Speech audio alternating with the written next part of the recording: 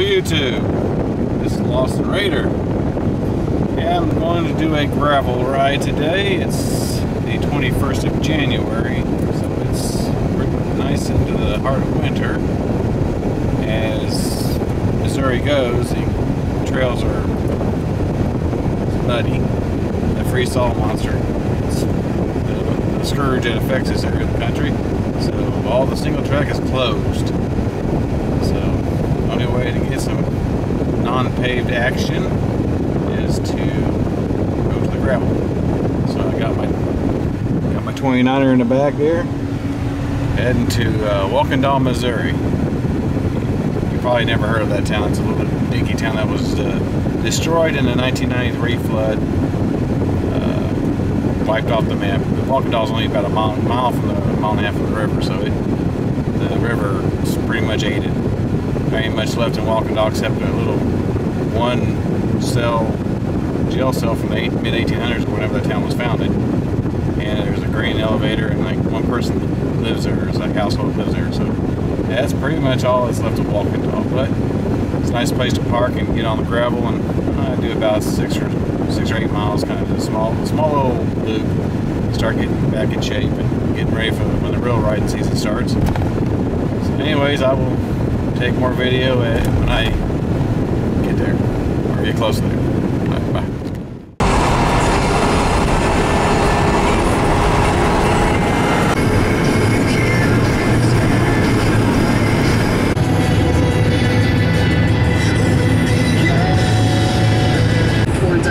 Temperatures a little cooler than yesterday, though. In the 40s for afternoon highs.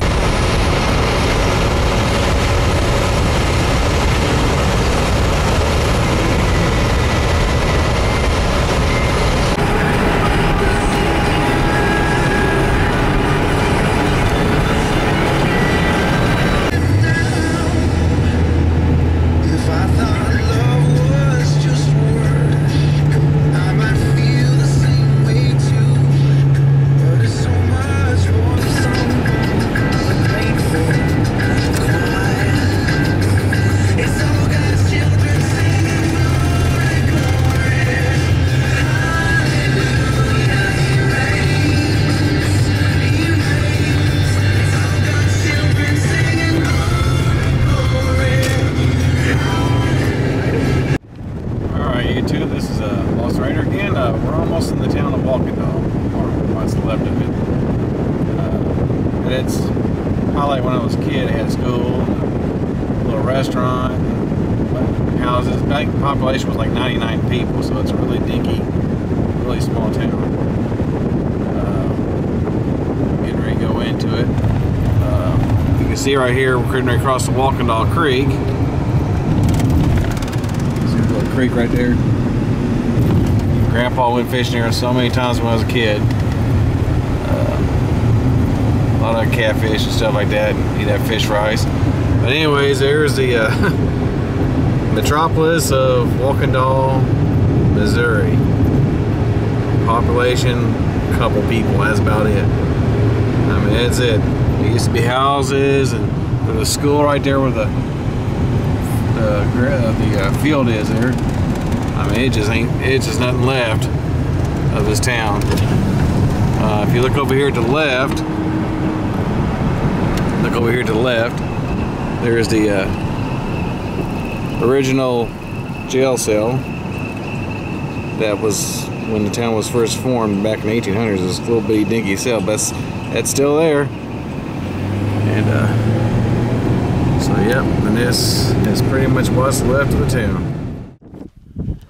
Alright, we're now ready to ride. I had to do a take 2 because got on the road and I forgot my little strap. That little strap here, you see, if you can see it, keeps my pants from getting caught in the chain ring, which is not good when that happens. But anyways, here is the Specialized Camber 29er 2014. It's going to be a good gravel bike. So, it's the first time I'm using gravel, but I do believe it'll be a good gravel bike. So, as you see, I parked right next to the jail cell there. About the only place I can really park and get out of the way and not, hopefully, attract too much attention. Anyways, I'm going to head on the road, get about 6 or 8 miles in, so catch you around.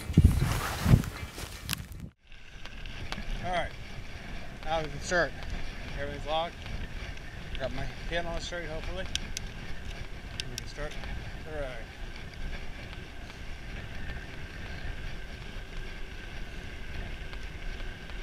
Head over to the Missouri River. Interesting little trivia note. The last time I rode here was when I was 18 years old, back in 1988. So that would be about, oh, what, 26 years ago. A long time. Long time. In fact, I met my grandpa Elliot at the restaurant when I rode in here to get a Coke. So yeah, it's been a little while. Alright, I'm going to get off here and start hitting the gravel.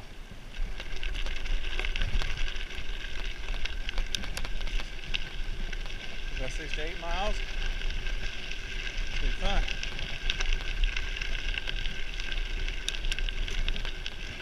There's a nice cadence going. So the nice thing about this is in Missouri, we get all the crappy freeze-thaw. This is about the way you want to do during the winter time to keep up your shape. So when mountain bike season opens up in earnest and the trails get good, you're not in bad shape trying to get your mojo going. But it does involve some dedication because obviously being winter time, it's cold. And it's hard to get motivated to get out to go ride when it's 25, 30 degrees outside, or colder. I've ridden when it was 19, I tell you it wasn't fun. But if you want to keep in shape, this is the best way to do it. Alright, found where we got to go. Make one turn here. When you're trying to ride something for the first time, it's going to stop and get directions, stop and get directions. Anyways, there's Wakenda all the way over there. Trying to keep control of the bike. You see that over there on the bank, that's the Missouri River. We'll hopefully get a nice close up of the Missouri River while we're riding. And anyways, last time I went riding, well, at least you saw me videotape myself riding. I was 900 miles west of here, Grand Junction, Fruita, Colorado, on a mountain bike trip. And it's not too bad. I got the right gear on for riding in this. It's right now it's like 30 something, like low 30s. It's about 11 o'clock in the morning. Do this quick ride and get changed and head over and get some lunch at the Bigger Bar in Carrollton. Had to be real careful with some ruts. So mostly the gravel surface is dry. There's the turn off here to another road. Becomes a different type of road. Oh, hold on a second. One of the best keys of riding on gravel, I mean, it's probably common sense, but is to try to stay in the tracks that are created by the cars. It makes it a little easier, less slippery. So try to follow up path of least resistance and keep it good. Don't want to overly grip the bike, but just kind of let the bike do its thing. One of the nice things about rural Missouri is you can see the barn over there, kind of rusted, a lot of dilapidated barns in this neck of the woods. I'm not sure this, of course on the map it shows the road going all the way to the river, but I'm not sure how it's going to look here. So that's the first time I ever rode this part area. Way over there is the farm. You can see that ridge line, that's where the farm's at. So normally don't hang around this area too much, but it makes for some nice flat riding, which is really good. I love flat, especially when you try and get back in shape. Flat is good. Looks like it's kind of a better gravel here. As you can see, there's the dilapidated barn there. So it's a long time ago when farms used to be a lot of farming out in this area, but there's a lot of them closed down nowadays. So yeah, Anyways, I'm gonna have to get control of this bike here, so I'll videotape one by the river. Alright, decided to turn the GoPro on as the gravel road is turning to slop. So yeah, I got to a sloppy section of the gravel road here to try to avoid. I was hoping to avoid a lot of the wet crap, but can't always avoid it, I guess. It's really sinking in. Crap. Yeah, looks like I'm going to clean my bike when I get back home. Shoot. I was hoping to avoid some of this.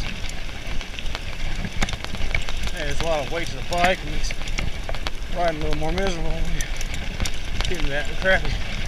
One of the reasons why you should not ride trails when they're muddy.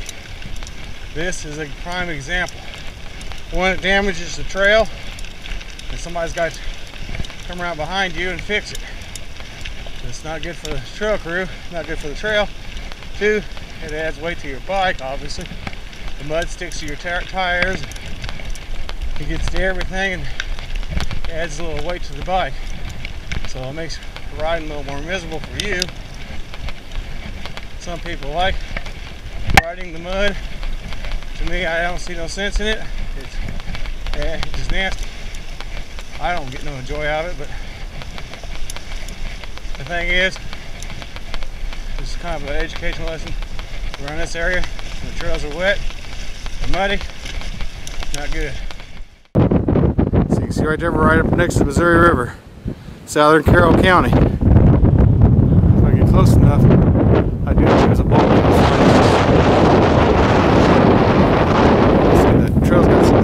This dirt road's gotten so muddy, it can't ride it. It's just a slop fest. But yeah, it's the Missouri River right over there, guys.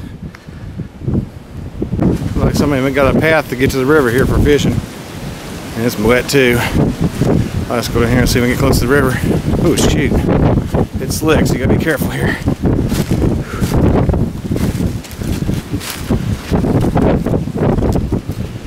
Yeah, there's the river. So, see, the Saline County is across the river.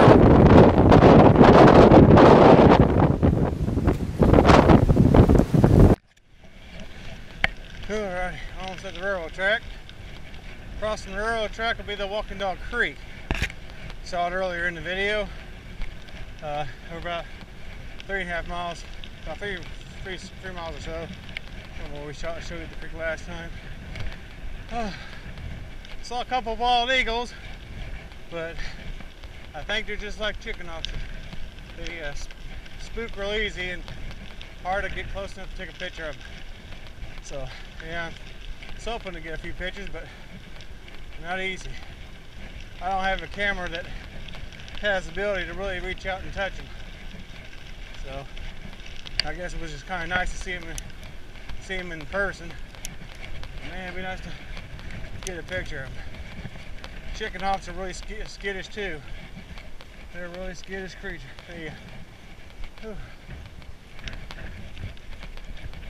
Here's the railroad. It's pretty busy. You get several trains a day go across that. That goes to St. Louis. So if you're going from Kansas City, St. Louis, north of the river, that's pretty much the way they go. But 29er makes a really nice gravel bike. I do like it for that purpose.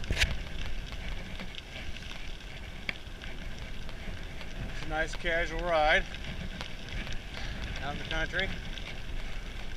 I need all the exercise I can get. So yeah, this is nice. This is where I grew up. There's so much of my childhood on these dirt roads here. It brings back a lot of memories. Say that most of my relatives that live out here are dead already. I only have one grandma left. She's in a nursing home. My grandma and my grandpa on my mom's side, they live in a town called Carrollton, Missouri, which is about, I'd say about 8 miles west of here. And about just a couple miles east from here on that one bluff, that's where my grandpa and grandma on my dad's side lived. We spent all our summers there helping grandpa out with farm stuff, and then we had the 4th of July. That was big. 4th of July, and had big fish fry, picnic, firecrackers, everybody getting in trouble. Us kids doing dumb stuff, the fireworks. Yeah, it was good times, good times. All right, good time. Here's the bridge over the Wakenda Creek. We made up to the Wakenda Creek. As you can see, there's the Wakenda Creek. And about, I'd say about 4 or 5 miles east of here, it goes into the Missouri River. And you get a lot of catfish and stuff like to swim up here. And so my grandpa caught a lot of his catfish during the year, and he'd freeze them, and then 4th of July, we had so much catfish you couldn't know what to do with them all. So yeah, everybody had catfish on 4th of July. It was a big fish feast, and Grandpa made the best hush puppies that you ever had. He's world-class hush puppies, the best hush puppies. I mean, there was awesome hush puppies. Then my Uncle Clifford, once my grandpa died in 1996, I think my Uncle Clifford took up the hush puppy mantle. And he made them good too. He was really good with the hush puppies. And then he passed away in 2011. So now we got to find somebody else to take up the hush puppy mantle and see if they can. It'd be kind of a hard challenge to make them as good as Grandpa and Uncle Clifford. I know I probably wouldn't do too good. They'd probably be so greasy and bluey that no, I don't think anybody would want to eat them. So, but my Grandpa and Uncle Clifford, they could make the best hush puppies. They were awesome hush puppies. So I do miss them. I do miss my Grandpa and Uncle Clifford. They were awesome guys. And so yeah, there's the Wakenda Creek there. There's the road we got to go up and make a left turn. More of the creek, and you see way back there at the tree line, that's the Missouri River. That's where we came out from. This road traveled so many times with my grandma in her old mid-70s Ford Granada, little cream-colored car. Of course, out here, nobody ever washed their cars because it's always dirty. So you can tell when somebody's from rural Missouri, is the car is always covered with dirt. Riding with my grandma, the only 2 artists that she would listen to on the radio were 8-track. She had an 8-track player in the car, and she only had 2 8-track tapes, Johnny Cash and Dolly Parton. The only 2 8-tracks she listened to the whole time I've ever ridden with her growing up as a kid. I could probably sing Men in Black, the Man in Black, and I crossed the line in my sleep in probably about 20 different languages if I ever learned them. But yeah, she was huge Dolly Parton and huge Johnny Cash fan. The stuff like that, I know it sounds weird, but that's just what memories are made of. And it's what's weird is what you do now during life is what your kids will remember you most for, and your grandkids. So you don't think about that, now, but 30 years from now, when you're dead and gone, your kids and grandkids will be saying, I remember when my grandpa or grandma did this or did that. Kind of curious if you could kind of have a window down to see what they're saying about you, what they remember about you. All these weird little things like the Johnny Cash and the Dolly Parton thing, to see what they remember about you. Kind of interesting. Almost at the end of the gravel here. Going to turn on State Route B and head south back toward Wakenda. I had to check my tracks and see how many miles it did. I kind of guesstimate between 5 and 7. Oh gosh, you smell dead fish out here. Whew. This is maybe between 5 and 7 miles. It's kind of nice warm-up ride. Like I said, I had to build myself up to do longer rides. I got a few ideas in mind of future routes I would like to do.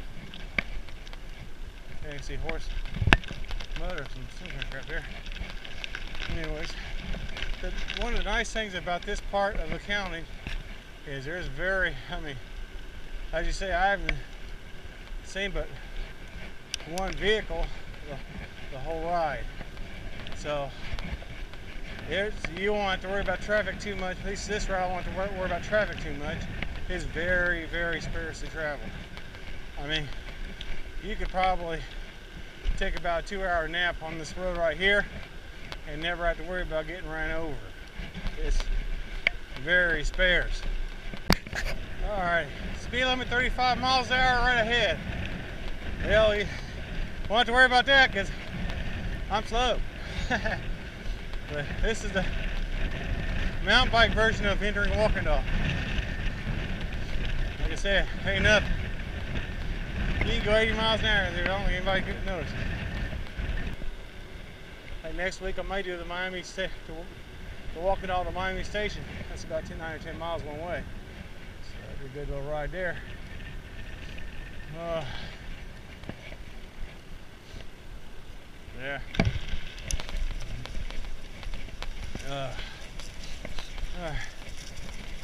Eugene Village, Wakenda, incorporated due to the Great Flood of 1993.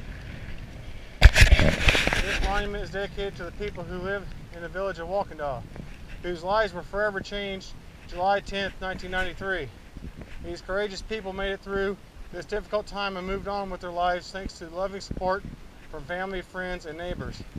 The village of Wakenda is gone, but the memories and spirit of its people will never be forgotten. Directed by Wakenda Town Council. That's probably about 1/4 of their population was on the town council because there wasn't many people that lived here. Let's see, here we go. Oh, interesting. This memorial place to honor the war dead of Eugene Township. I don't know if I have any relatives on here. No, I don't see any relatives on this one. There's a handful of people that died. I guess it was from Wakenda. Huh, interesting, hey? Interesting. Ah, shoot, I took up a bike there.